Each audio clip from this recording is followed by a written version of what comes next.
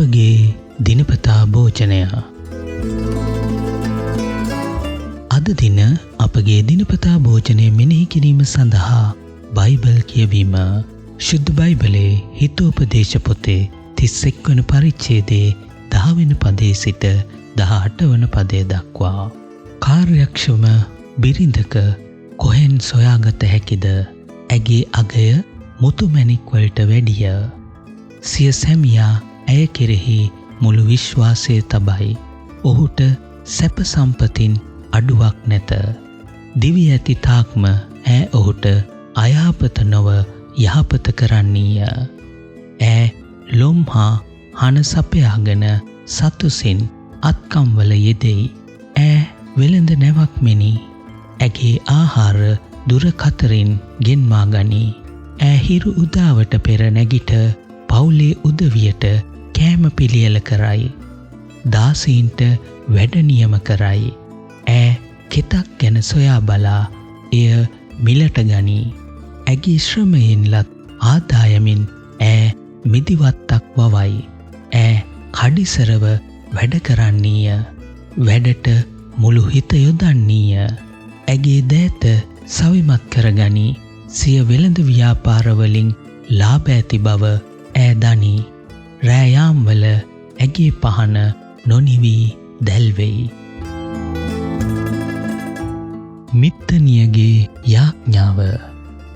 අද දින අපගේ දිනපතා භෝජනය මෙනෙහි කිරීම ලියන ලද්දේ කටාරා පැටන් විසිනි.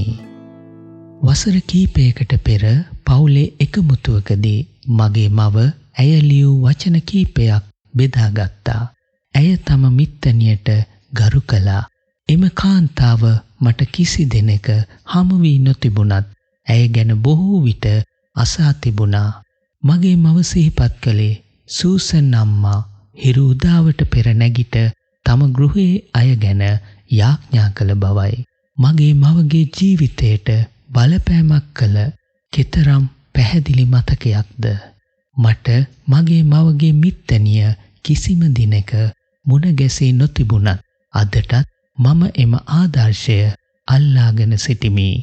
මේ විස්තරය මට මතක් කර දෙන්නේ හිතෝපදේශ 31 වන පරිච්ඡේදෙහි විස්තර වන කාන්තාවයි. ඇය බොහෝ ආකාරවලින් තම පවුලට සැලකූ අතර හිරු උදාවට පෙර අවදි වූවාය. තම පවුල වෙනුවෙන් කිරීමට ඇයට බොහෝ දේ තිබුණි. ආහාර සැපයීම, ඉඩම් මිලදී ගැනීම, ගොවිතැන් කිරීම, ලාභ උපයන වෙළඳාම් කිරීම, ඇඳුම් මැසීම සහ තවත් දේවල් නිමා කිරීමය. මේ සියල්ලම ඇය රැක බලා ගන්නා ඇගේ ප්‍රේමණීයන් උදෙසාය. එසේම ඇගේ නොමසුරු අත දිලිඳුන් සහ යාචකාදීන් වෙත දිගු විය. හිතෝපදේශය ලියන කාලේ ගෘහයකට උපකාර කිරීම පහසු කාර්යයක් නොවිය. ඡේදයේ විස්තර කර ඇති දිගු ලයිස්තුවෙන් එය පිළිබිඹුවේ. 1800 ගණන්වල ඉපදුන මගේ මවගේ මිත්තනියටද එය පහසු කාර්යයක් නොවිය. නමුත් පාන්දර සහ දවස පුරා යොමු කරන ලද යාඥාවන් නිසා අවධානය සහ ධෛර්යය තබා ගැනීමට මෙම කාන්තාවන්ට හැකි වුණි. එසේම තම පවුලේ අය සහ අන් අයව රැක බලා ගැනීමට ඇති දෙවියන් වහන්සේගේ කැඳවීම අනුව ජීවත් වීමටද දෙවියන් වහන්සේ ඔවුන්ට උපකාර කළසේක. අපි යාඥා කරමු. ශුද්ධ වූ දෙවියන් වහන්සේ තම පවුල් වෙනුවෙන් රැකවරණය දෙන ස්ත්‍රීන් සහ පුරුෂයන් නිසා ඔබ වහන්සේට ස්තුතියි. මටද එසේ කරන්න උපකාර කළ මැනව. ආමේන්. ඔබගේ දෛනික කාර්යයන් සම්පූර්ණ කිරීමේදී ඔබ දිරිමත්ව සිටින්නේ කෙසේද? උදෑසනින් සහ නිතිපතා යාඥා කිරීම ඔබට උපකාර වන්නේ කෙසේද? අද දින අපගේ දිනපතා භෝජනය මෙනෙහි කිරීම ඔබට ආශිර්වාදයක් වූවා නම් මේ ගැන අන් අයටද පවසන්න. හෙට දිනයේදීත් අප සමග එකතු වන්න කියා අපි ඔබට ආරාධනා කරමු.